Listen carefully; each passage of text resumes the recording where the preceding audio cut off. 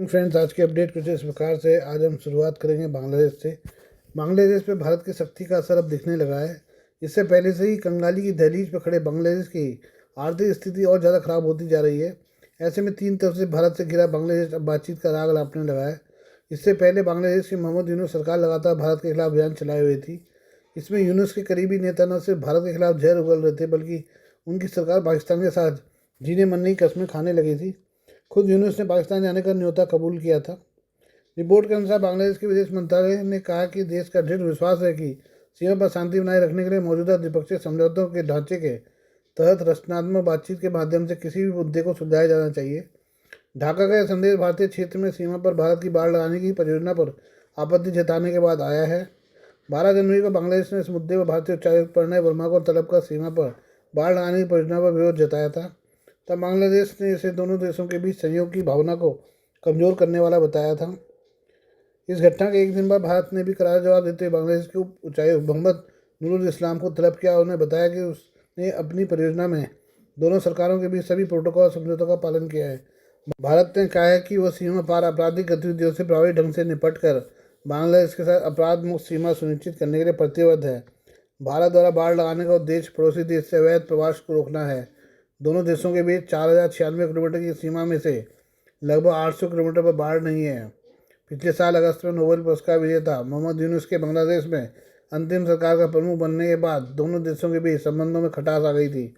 बांग्लादेश की पूर्व प्रधानमंत्री शेख हसीना के भारत में शरण लेने को लेकर दोनों देशों के बीच तनातनी चल रही है, जबकि ढाका उन्हें वापस भेजने की जिद पर अड़ा है। आइए हम बात करें अमेरिका की।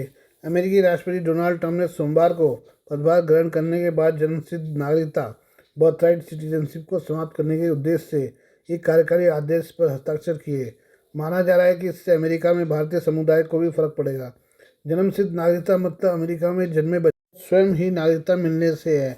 CNN की रिपोर्ट के मुताबिक ट्रंप की ओर से हस्ताक्षरित आदेश में कहा गया है कि संघीय सरकार अमेरिकी धरती पर जन्मे किसी भी बच्चे को अमेरिका की नागरिकता को मान्यता देने वाले दस्तावेज जारी नहीं करेगी, जिसके माता पिता देश में अवैध रूप से रह रहे हों या जो वैध रूप से हैं लेकिन अस्थायी रूप से रहे हों। आदेश में कहा गया कि केवल उन व्यक्तियों पर लागू होगा जो इस आदेश की तारीख से 30 दिनों के बाद अमेरिका में जन्मे हैं। ट्रंप के इस आदेश का मतलब है कि यह अनडॉक्यूमेंटेड प्रवासियों के अलावा अस्थायी कार्य वीज़ा पर कानूनी रूप से रहने वाले लोगों को भी प्रभावित करेगा। एक रिपोर्ट के मुताबिक अमेरिकी राष्ट्रपति का यह कार्यकारी आदेश बर्थ टूरिज्म को टारगेट करता है, जहाँ विदेशी नागरिक अपने बच्चों को जन्म देने या उनके लिए अमेरिकी नागरिकता हासिल करने के लिए अमेरिका की यात्रा करते हैं। ट्रंप ने इस प्रैक्टिस की आलोचना की है।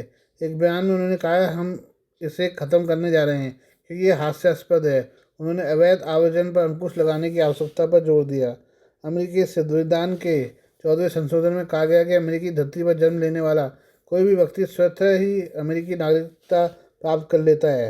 1868 में स्वीकृत इस प्रावधान को अमेरिका में जन्मे सभी लोगों को नागरिकता प्रदान करने के लिए लाया गया था, चाहे उनके माता पिता की आवेदन स्थिति कुछ भी हो। ट्रंप ने जिस कार्यकारी आदेश पर हस्ताक्षर किए हैं और 14वें संशोधन के दायरे को फिर से परिभाषित करने की कोशिश करता है। प्यू रिसर्च सेंटर की रिपोर्ट के मुताबिक यूएस सेंसस ब्यूरो के आंकड़ों के अनुसार 2022 तक लगभग 4.8 मिलियन भारतीय अमेरिका में रह रहे थे। इनमें से एक महत्वपूर्ण अनुपात में लोग अमेरिका में जन्मे हैं। चूँकि ट्रंप के आदेश में कहा गया कि यह केवल उन लोगों पर लागू होगा जो इस आदेश की तारीख से 30 दिनों के बाद अमेरिका में जन्मे हैं। इसका मतलब है कि अमेरिका में भारतीयों की आने वाली पीढ़ी इसके दायरे में होगी। वहीं ट्रंप की पॉलिसी लागू हो जाने के बाद अस्थायी कार्य वीज़ा जैसे कि H1B या ग्रीन कार्ड का इंतजार कर रहे भारतीय नागरिकों के अमेरिका में जन्म लेने वाले बच्चों को अब स्वचालित रूप से अमेरिकी नागरिकता नहीं मिल सकेगी। वहीं परिवार आधारित इमिग्रेशन अमेरिकी नागरिकों को 21 वर्ष की आयु होने अपने माता पिता को देश में लाने के लिए पिटीशन फाइल करने की अनुमति देता है। जन्म से मिलने वाली नागरिकता के बिना भारतीय प्रवासियों से जन्मे बच्चे अपने माता पिता को स्पॉन्सर नहीं कर पाएंगे। आइए हम बात करते हैं पाकिस्तान के JF-17 लड़ाकू विमान के बारे में।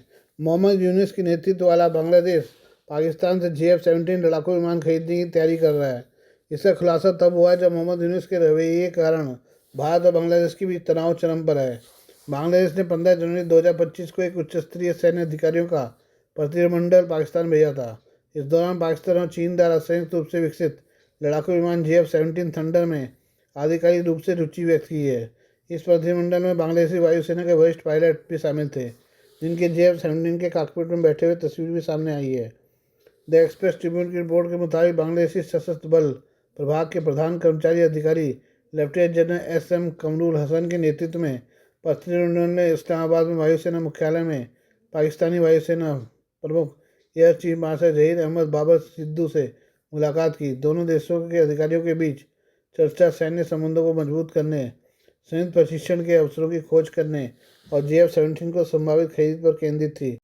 बांग्लादेश वायुसेना BAF वर्तमान में चीनी निर्मित F-7 और रूसी MiG-29 लड़ाकू विमानों के पुराने बेड़े का संचालन करती है। इनके एवियोनिक्स हथियार प्रणालियाँ काफ़ी पुरानी हैं। वर्तमान समय में इनकी पहचान से विश्वसनीयता संदिग्ध है। इस कारण बांग्लादेश की वायुसेना बाकी देशों के मुकाबले काफ़ी कमज़ोर मानी जाती है। बांग्लादेश नए लड़ाकू विमानों को खरीदकर अपनी वायुसेना के सोवियत MiG-21 के उन्नत संस्करण F-7 को रिप्लेस करना चाहती है। रिपोर्ट में ऐसा दावा किया गया कि बांग्लादेश पाकिस्तान से JF-17 के 20 से 35 यूनिट को खरीद सकता है। यह खरीद बांग्लादेश के फोर्सेस गोल 2030 पहल के तहत की जाएगी, जिसका उद्देश्य देश के सशस्त्र बलों का आधुनिकीकरण करना है। 2009 में शुरू किया गया, 2017 में अपडेट किया गया फोर्सेस गोल 2030 कार्यक्रम सभी शाखाओं में अपने सशस्त्र बलों के आधुनिकीकरण के लिए बांग्लादेश की रणनीति को रेखांकित करता है। आइए और डोनाल्ड ट्रंप के बड़े फैसलों के बारे में बात करें। डोनाल्ड ट्रंप राष्ट्रपति पद की शपथ लेते ही एक्शन में हैं और लगातार बड़े फैसले ले रहे हैं। ट्रंप ने यह भी कहा है कि जल्दी 50 के करीब पूर्व खुफिया अधिकारियों की सुरक्षा मंजूरी सिक्योरिटी क्लियरेंस को बर्खास्त किया जाएगा। जिन पूर्व अधिकारियों की सुरक्षा मंजूरी बर्खास्त की जाएगी उनमें वे लोग शामिल हैं जिन्होंने साल 2020 में जो बाइडेन के बेटे हंटर बाइडेन के लैपटॉप मामले की जांच की थी। ट्रंप के इस फैसले से स्पष्ट है कि पूर्व खुफिया अधिकारियों के साथ ही हंटर बाइडेन की मुश्किलें बढ़ सकती हैं। यह कार्रवाई डोनाल्ड ट्रंप की अपनी विरोधियों के खिलाफ प्रतिशोध की कार्रवाई का संकेत देती है। इसे लेकर ट्रंप और खुफिया अधिकारियों के बीच नाराजगी बढ़ सकती है।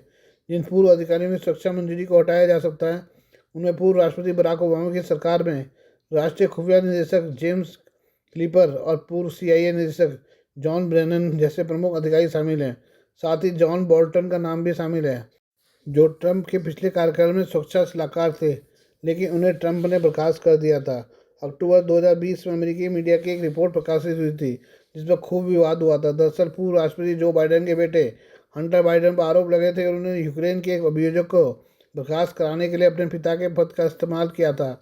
जिस अभियोजक को बर्खास्त किया गया वे कंपनी की जांच कर रहे थे जिसमें हंटर बाइडेन भी निदेशक थे।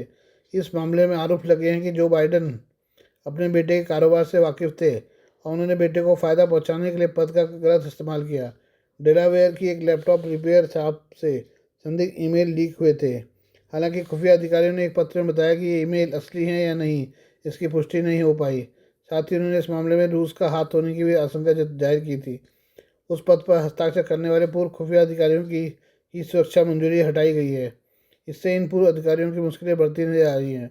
अमेरिका में आमतौर पर सुरक्षा मंजूरी वाले लोगों से जुड़े विवाद से अदालतें भी दूर रहती हैं, लेकिन अब ट्रंप के नए फैसले के बाद इसकी जांच हो सकेगी। ट्रंप पूर्व में ऐसे आरोप लगा चुके हैं कि खुफिया विभाग का उनके खिलाफ राजनीतिकरण किया गया और 2016 के चुनाव प्रचार के दौरान उनके और रूस के कथित संबंधों का मुद्दा बार बार उठाया गया।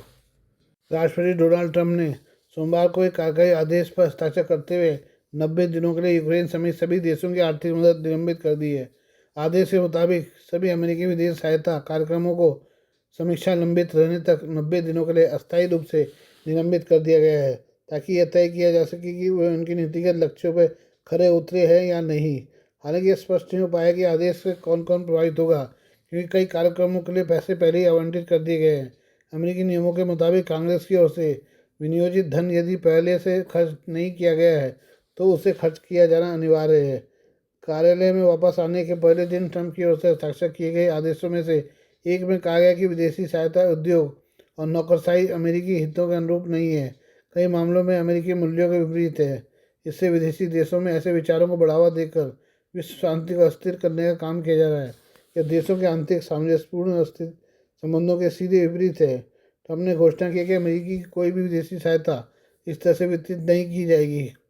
अमेरिका के राष्ट्रपति की विदेश नीति के साथ पूरी तरह से सहमत न हो, इससे पहले विदेश मंत्री मार्को रूबियो ने पिछले सप्ताह सीनेट की विदेश संबंध समिति के सदस्यों से कहा था कि हमारे द्वारा खर्च किया जाने वाला प्रत्येक डॉलर, हमारे द्वारा वित्त पोषित प्रत्येक कार्यक्रम और हमारे द्वारा अपनाई जाने वाली प्रत्येक नीति को 3 सरल प्रश्नों के उत्तर के साथ उचित ठहराया जाना चाहिए। क्या अमेरिका को सुरक्षित बनाता है? क्या यह अमेरिका को मजबूत बनाता है? क्या यह अमेरिका को अधिक समृद्ध बनाता है? Please do like, share and subscribe this channel of mine, news, views and analysis by Prakash.